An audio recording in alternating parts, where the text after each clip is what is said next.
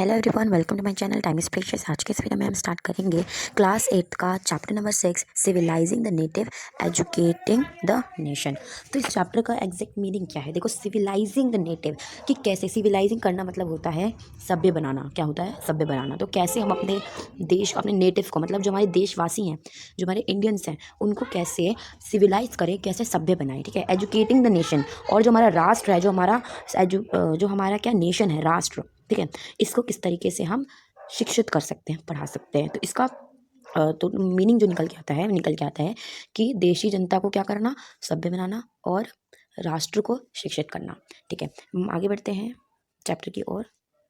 In the earlier chapters, you have seen how British rule affected rajas, nawabs, peasants and tribals.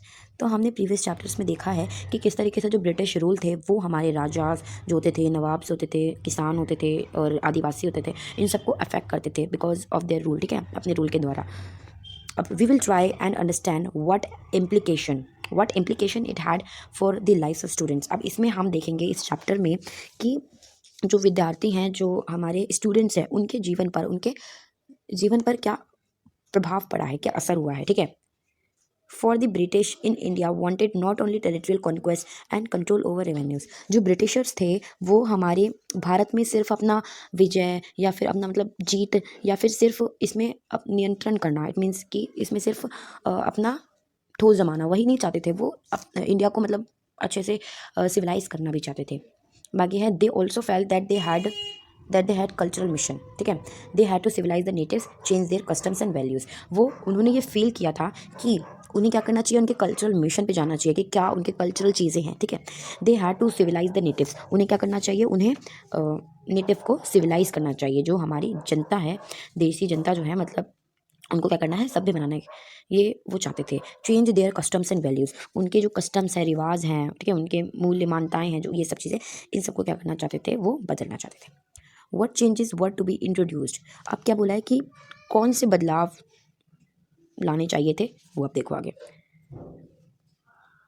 How were Indians to be educated, civilised and made into what the British believe were good subjects. अब यहाँ क्या बोला है कि Indians को, जो हमारे Indians हैं, उनको एजुकेट करना, उनको क्या करना, शिक्षित करना, सभ्य बनाना, है ना।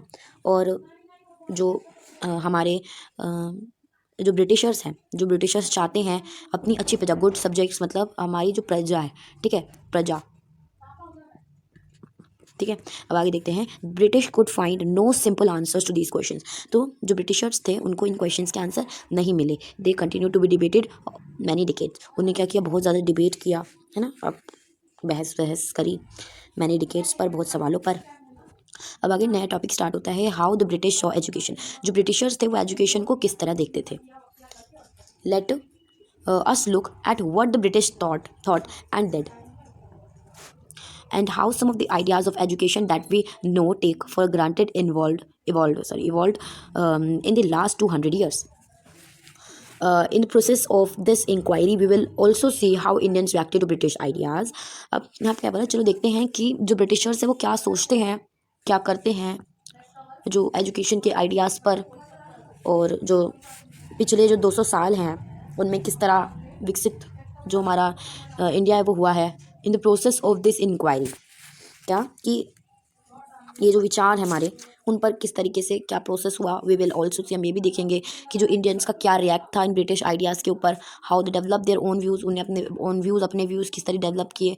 About how Indians were to be educated, और इंडियन को कैसे एजुकेट किया गया। अब द ट्रेडिशन ऑफ ओरिएंटलिज्म, क्या है ओरिएंटलिज्म। तो ये ओरिएंटलिज्म का मतलब क्या होता है कि हमारी जो, इसको हम कह सकते हैं कि जो ओरिएंटलिज्म होता है, जो बहुत ही ज़्यादा बहुत जो लैंग्वेजेस होते हैं उनको पढ़ें, समझें, या हम ये कह सकते हैं ओरिएंटलिज्म का मतलब कि जो एशिया के अंदर जो भी लैंग्वेजेस बोली जाती हैं, उनको, जो उनका कल्चर है ना, उनको जो लोग, जो इंसान उसको अच्छे से जानता हो, किसी को ज्ञान दे सके, ऐसा इंसान जिसको हर चीज़ बारे में पता हो, इनके कल्चर, एशिया के जो लोग हैं। ठीक है, अब आगे पढ़ते हैं क्या लिखा है। इन 1783 में एक पर्सन था जिसका नाम था विलियम जोन्स। वो कलकत्ता पहुंचता है।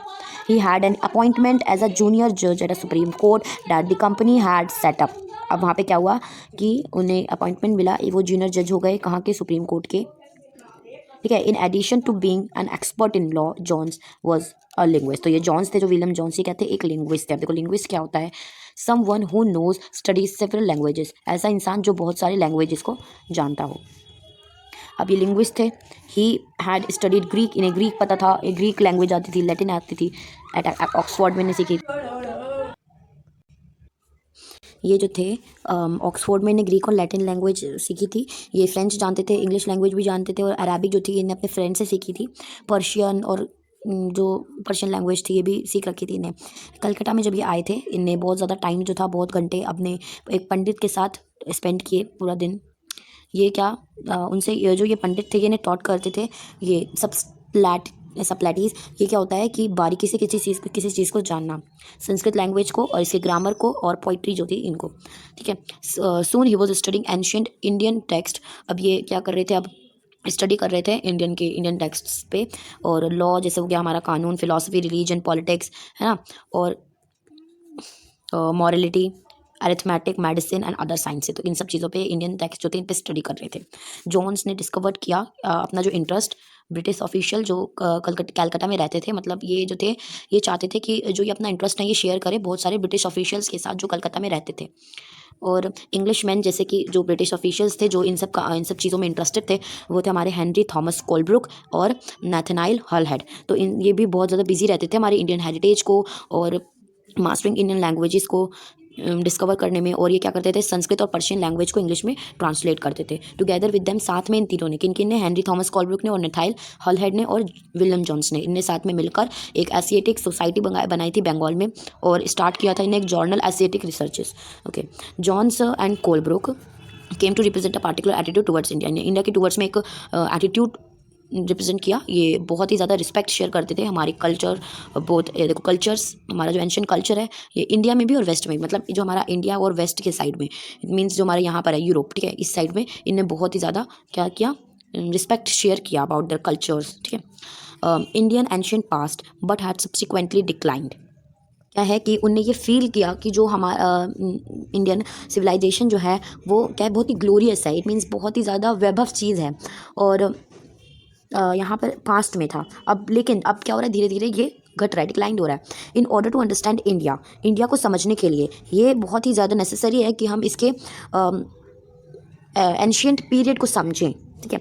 For only those text could reveal the real ideas and laws of Hindus and Muslims. अब देखो सबकी अलग अलग राय है, तो सबकी राय जो है, सबके कल्चर को अच्छे से समझना होगा, तब जाके हम इनका कल्चर ला पाएंगे, तब जाके हम इनको बना पाएंगे। And only a new study of this text could or the basis of future development in India. अब क्या हुआ, ये आगे जो नई स्टडी थी, टेक्स्ट थे, वो सब अब फ्यूचर डेवलपमेंट इंडिया के लिए बहुत ही ज़्यादा एक बेसिक चीज़ थी। अब बहुत ही ज़्यादा इससे जो हमारा इंडिया है वो क्या हो पाएगा, एक अच्छा विकास हो पाएगा, ठीक है। सो जो जॉन्स थे और कोलब्रुक थे, ये जो थे, जो हमारे एंशियंट टेक्स्ट थे, इट मीन्स एंशियंट क्या होता है, प्राचीन, जो पिछले बहुत ही प्राचीन होते हैं, और इन्हें अंडरस्टैंड किया, इनके मतलब जो टेक्स्ट होते थे, इट मीन्स जो हमारे ग्रंथ होते हैं ना, उन सबको, इसका मतलब ये है, इनको ट्रांसलेट किया और इनको बहुत अच्छे से फाइंड किया, ठीक है, नोन टू अदर्स, जो दूसरों को जानने के लिए। This project they believed would not only have the British learn from Indian culture, but it would also help Indian rediscover their own heritage and understanding the lost glories of their past. In this process, the British would become the guardian of Indian culture as well as its master. अब देखो, अब सारे जितना भी culture है India को अगर ये जान लेंगे अच्छे से, तो ये इनके मास्टर ऑब्वियसली बन पाएंगे। और इन्हें सबको डिस्कवर किया, इंडियन हेरिटेज को, और अच्छे से जो भी अंडरस्टैंड किया इन सब चीज़ों को, ठीक है, और जो भी ग्लोरीज थी पास्ट की, इन सब चीज़ों को। अब ये क्या होगा, अगर ये इनकी चीज़ें फॉलो करेंगे, मान लो जो चीज़ आपको अच्छी लगती है वही कोई दूसरा करे, तो आपको क्या लगेगा, अच्छा लगेगा कि हाँ आप उस पर बिलीव कर पाओगे कि हाँ ये सही है, सच, ठीक है। अब influenced by such ideas many company officials argued that the British ought to promote Indian rather than western learning. अब क्या हुआ कि कुछ जो आइडियाज़ थे, ये था कि जो इंडियन जो है, इंडियन की जो लर्निंग है, पढ़ाई है तरीके की, वो किससे, वेस्टर्न से ज़्यादा क्या है, थोड़ी अब देखो क्या है कि वो चाहते थे कि जो वेस्टर्न लर्निंग है इसको ना करा के हम ये चीज़ प्रमोट करें, हम इंडियन की जो लर्निंग है इसको प्रमोट करें, ठीक है। अब उन्होंने ये भी फील किया कि हमें इंस्टीट्यूशंस बनाने चाहिए इनके, और should be set up encourage study ancient Indian text and teach Sanskrit, Persian, ठीक है, और लिटरेचर एंड पोइट्री, इन सब चीज़ों को इन्हें पढ़ाना चाहिए, टीच करना चाहिए. The officials also thought that Hindus and Muslims ought to be taught what they already familiar with and what they value the treasured not subjects that were alien them. अब देखो क्या है, अब ये हिंदूज़ हैं और ये मुस्लिम्स हैं, ये क्या, इन्हें अपना इनका अपना कल्चर पढ़ाना चाहिए कि क्या वो जिन्हें किन्हें वैल्यू देते हैं, किन्हें वो थोड़ी थोड़ी जो चीज़ें उन्हें पहले से आती है, अपने कल्चर के बारे में पता है, तो वो चीज़ें उन्हें क्या करना चाहिए, टीच करना चाहिए, टॉट करना चाहिए. Only then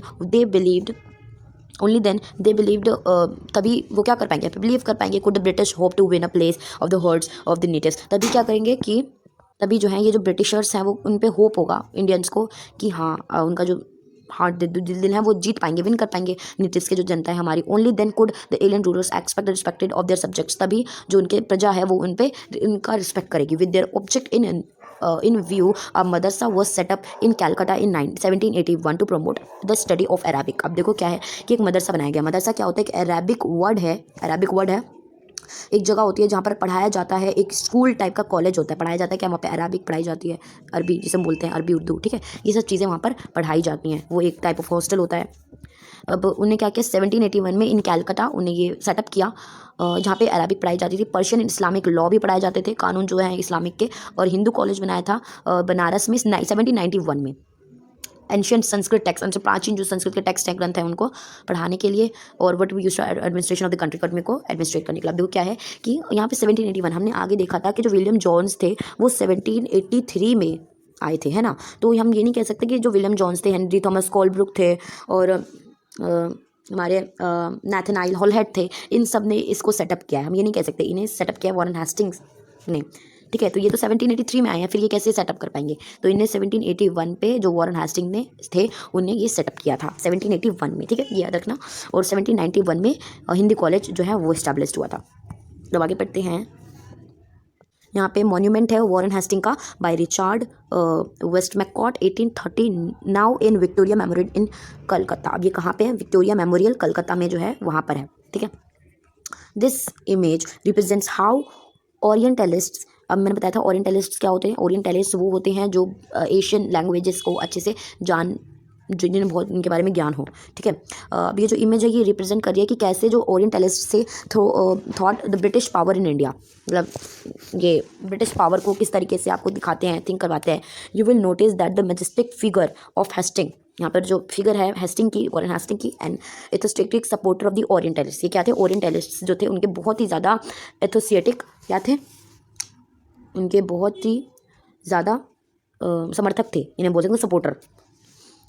is place between the standing figure of the Pandit on one side of the seated Munshi. अब यहाँ पे बताइए ये जो है आपके मुंशी हैं, ये आपके पंडित हैं, he is a Warren Hasting, he was a Warren Hasting, sorry.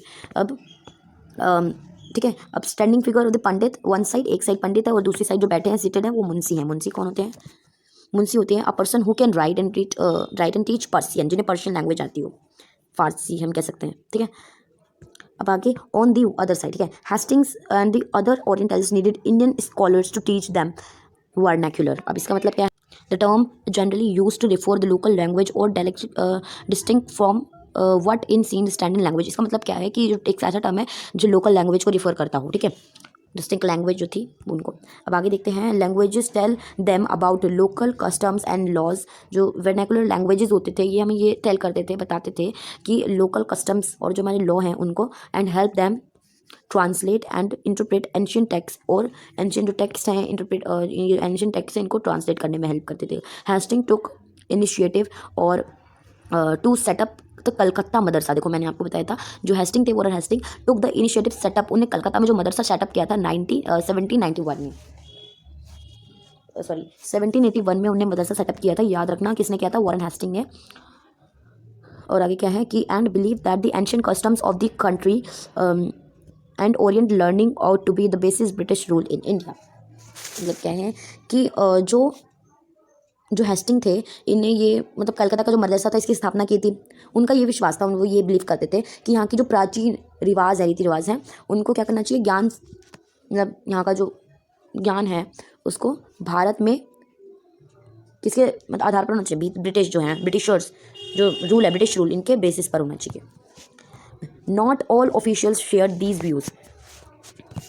Many were very strong the critics of the orientalist. अब देखो सभी ये इंडियन कल्चर को अपनाना नहीं चाहते थे, सभी इंडियन कल्चर को लाना नहीं चाहते थे, क्या कुछ उनके खिलाफ भी थे। अब grave errors of the east, अब क्या गलतियाँ थी ईस्ट की, ठीक है, जो एशिया के स्टेट्स वो सॉरी कंट्रीज हैं। अब पढ़ते हैं आगे। From the early 19th century many British officials began to criticise the orientalist vision of learning. अब जो हमारी 19वीं शताब्दी थी उसके शुरुआत में, नहीं ईयरली इट मीन्स इसकी शुरुआत में जो बहुत सारे अंग्रेज़ थे, ब्रिटिशर्स थे, ब्रिटिश ऑफिशियल्स जो थे, अब जो हमारी शिक्षा है, जो लर्निंग है, उसको क्या करते थे, उसकी आलोचना करते, क्रिटिसाइज करना मतलब बुरा भला कहना, है ना। They said that knowledge of the east was full of errors and, मतलब जो ईस्ट की जो नॉलेज है वो क्या है, गलतियों से भरी हुई है ना, एरर्स गलतियाँ, फुल ऑफ एरर्स और अनसाइंटिफिक थॉट। और इसमें इसका कोई मतलब नहीं है, इसका कोई थॉट नहीं है, जो ये इंडियन लैंग्वेज या एशियन की जो लैंग्वेज है। In eastern literature was non serious and light hearted, और क्या है ये बहुत ही ज़्यादा, इट मीन्स कि नॉन सीरियस है, लाइट हार्टेड, मतलब इससे हमें कुछ नहीं प्राप्त होने वाला, इससे हमें कुछ नहीं मिलने वाला, मतलब इसको पढ़ के जो यहाँ की जो लर्निंग है उसको पढ़ के हमें कुछ नहीं मिलने वाला। उनके मुताबिक जो है ये वो कहना चाह रहे हैं, वो ये दलील दे रहे हैं कि ये आर्ग्यू कर रहे हैं कि जो ब्रिटिशर्स हैं उनको अरबिक और संस्कृत लैंग्वेज, क्या अरबिक और संस्कृत लैंग्वेज और या फिर लिटरेचर जो है उसको बढ़ावा जो देने पर, मतलब क्या ये एफर्ट मतलब गलत है, ये हमें नहीं करना है, मतलब अरबिक और संस्कृत को इनको बढ़ावा देके हमें कुछ नहीं मिलने वाला, इससे हमें कुछ नहीं मिलने वाला, कुछ फ़ायदा नहीं होने वाला। अब जो जेम्स मिल थे, जेम्स मिल वॉज, ये क्या थे, हिस्ट्री के फादर थे, मतलब कि James mill the father of the history, was one of those who attack the orientalist. अब ये क्या थे, जेम्स मिल, ये बिल्कुल इन चीज़ों के खिलाफ थे, इनने ओरिएंटलिस्ट को क्या कर दिया, अटैक कर दिया। इट मीन्स ये इन सब चीज़ों के खिलाफ थे, जो इंडियन कल्चर्स को जानता हो, ये इन सब चीज़ों एशियन कल्चर को, तो वो होता है ओरिएंटलिस्ट, और इनके ये बिल्कुल खिलाफ थे। The British effort he declare should not be to teach what the natives wanted. अब इनको ये नहीं टीच करना चाहिए कि जो देश है वो क्या चाहता है, वो उनको अपनी मर्जी का, ठीक है, और what they respected in order to please them and win a place of their heart। मतलब ये ज़रूरी नहीं कि हम उनका दिल जीतें, और हाँ जो देश जनता है उन वही जो कह रहे हैं, वही जो चाहते हैं हम वही उनको पढ़ाएं, टीच करें, ठीक है। The aim of education ought to be teach the useful practical, so Indians should be made familiar with the scientific and technical advance of the West had made rather than the poetry of the Orient। अब यहाँ पे क्या है, poetry and sacred literature of the Orient। अब देखो यहाँ पर बोल रहा है कि जो इंडियंस हैं उनको क्या करना है, साइंटिफिक और टेक्निकल एडवांस देने हैं वेस्ट के, ठीक है, यूरोप के, मतलब अपने तरीके से हमें उन्हें पढ़ाना चाहिए, उनके तरीके से हमें नहीं पढ़ाना चाहिए, वो ये कहना चाह रहे हैं। जो यहाँ पर साइंटिफिक चीज़ें हैं, तकनीकी जो हमारी सफलताएं हैं उनको हासिल कर लेना चाहिए। अब आगे है 1830। अब क्या हुआ कि 1830s में जो अटैक था ओरिएंटलिस्ट्स का बिकम शार्पर। अब ऑन द ओरिएंटलिस्ट, मतलब जो ओरिएंटलिस्ट पर अटैक था, मतलब ये हम ये कह सकते हैं कि जो ओरिएंटलिस्ट के खिलाफ जो लोग थे वो और ज़्यादा बढ़ गया, ठीक है, और ज़्यादा शार्प हो गया। Only the most of the outspoken and influential of the सिट्रिसेस time was Thomas Babington Macaulay. मतलब कि जो थॉमस बेबिंगटन मैकॉले थे वो इन सब चीज़ों के और ज़्यादा ही खिलाफ थे, ठीक है। He saw India as an uncivilised country, वो इंडिया को एक अनसिविलाइज कंट्री से देखते थे कि ये सभ्य बिल्कुल नहीं है, ये बहुत ही गवार वगैरह इस तरीके की कंट्री है। That needed to be civilise, जिन्हें सिविलाइज करने की बहुत ही ज़्यादा आवश्यकता, बहुत ज़्यादा ज़रूरत है। No branch of eastern knowledge according to him and compared to what England has produced. Who could Denny declared Macaulay that a single shelf of good European library was worth the whole native literature of the India as Arabia। अब यहाँ पे क्या बोल रहा है कि Europe की एक लाइब्रेरी, जो यहाँ पे आपको दिख रही है, यूरोप की एक लाइब्रेरी ही इंडिया के पूरे ही एजुकेशन के बराबर है। मतलब ये बोल रहा है कि बहुत ही ज़्यादा इन्हें सिविलाइज करने की ज़रूरत है। He urged that the British government of the India stop wasting public money in promoting the oriental learning for it was no practical use. अब ये कह रहा है कि ओरिएंटल लर्निंग कराने से बहुत ही ज़्यादा टाइम वेस्ट हो रहा है, मनी वेस्ट हो रही है पब्लिक के ऊपर, ठीक है। विथ ग्रेट एनर्जी एंड पे passion Macaulay एम्फेसिस्ड the need of teach the English language. अब मैकॉले ने क्या किया, इंग्लिश लैंग्वेज टीच करना स्टार्ट कर दिया, अपनी जो लैंग्वेज है यूरोप की वो। अब he felt that knowledge of English would allow Indians reach some of the finest literature the world of produce. अब यहाँ कह रहे हैं कि जो इंग्लिश लैंग्वेज है ये इंडियन को ये अलाउ करेगी कि वो हर फाइनेस्ट लिटरेचर को अच्छे से समझ पाएंगे, पढ़ पाएंगे, the world had produce. It would make them aware of the develops in western science and philosophy. उनको क्या करना चाहिए, वेस्टर्न साइंस और फिलोसफी को डेवलपमेंट्स देनी चाहिए। और teaching of English could does be a way of civilising people. अब उन्हें क्या करना चाहिए, पीपल अब जब भी सिविलाइज होंगे जब उन्हें इंग्लिश पढ़ाया जाएगा, changing their tastes values and culture, उनके कल्चर को चेंज करके, टेस्टेस और वैल्यूज़ को चेंज करके।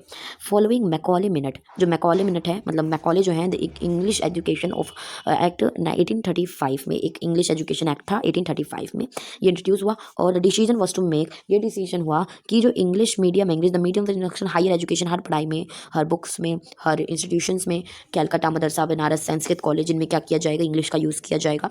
These institution were seen as temples of darkness, ये जो इंस्टीट्यूशंस थे, मतलब ये जो कैलकाटा मदरसा और बनारस संस्कृत लॉन्गेज, इन्हें क्या करता है, एक मंदिर जो है, टेम्पल्स इज डार्कनेस, इन्हें डार्कनेस में देखा जाता है, मतलब बहुत ही ज़्यादा अंधेरे में। इट मीन्स इसका मतलब ये है कि बिल्कुल मतलब इन्हें पढ़ के हमें कुछ नहीं मिलने वाला। अगर इंग्लिश पढ़ेंगे, इंग्लिश में बहुत ज़्यादा साइंस है आपकी, इसे समझना बहुत ज़रूरी है, इसे समझेंगे तो बहुत ही हमारे लिए फ़ायदा होगा। लेकिन अगर हम इनको पढ़ेंगे, हमारी जो संस्कृत लैंग्वेज है या फिर मदरसा, इन सब चीज़ों को, अपने कल्चर को पढ़ेंगे, तो इससे हमें कुछ नहीं मिलने वाला है, ये बहुत डार्कनेस की चीज़ है, ये कहा जा रहा है। That were following them into decay, जिन्हें वो एक डिके में, गहराई में गिरा देगा। English text book now begin to produce in schools, अब स्कूल्स के लिए, स्कूल्स में क्या हुआ, हाँ, इंग्लिश टेक्स्ट बुक जो थी वो प्रोड्यूस करना स्टार्ट करा दिया। Okay, so educating for commerce, ये नेक्स्ट टॉपिक हम पढ़ेंगे नेक्स्ट वीडियो में। So thanks for watching.